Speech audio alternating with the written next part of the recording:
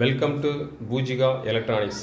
இந்த வீடியோவில் நம்ம என்ன பார்க்க போகிறோன்னா, ஒரு Sony 32 inch TV double image problem.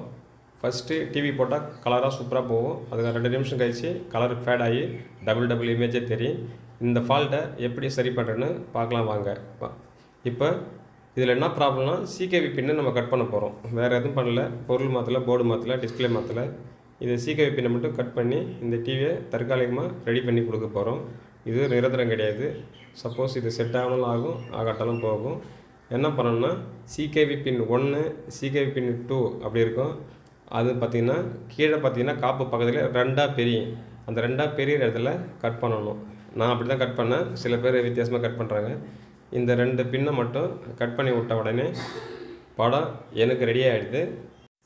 இந்த வீடியோவை முழுசாக பாருங்கள்.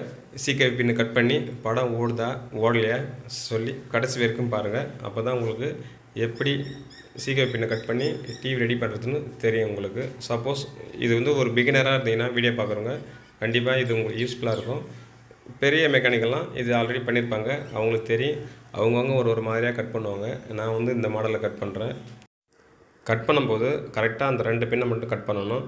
அப்படி ஃபுல்லாக கட் பண்ணிட்டீங்கன்னா உங்களுக்கு கோடு பாராக கோடு விழுந்துடும். அதுக்கப்புறம் அந்த டிவி டிஸ்பிளே அவ்வளோதான். பார்த்து கேர்ஃபுல்லாக ஹேண்டில் பண்ணுங்கள். இது பிகினர் மட்டும் இந்த வீடியோ. ஓகேங்க, டிவி ரெடி ஆகிடுது. சப்போஸ் இந்த வீடியோ பிடிச்சிருந்தா சேனலை சப்ஸ்கிரைப் பண்ணிங்க, சேனலை ஃபாலோ பண்ணிங்க. இது போன்ற சிறிய தகவல்கள் உடனே வந்து சேரும்.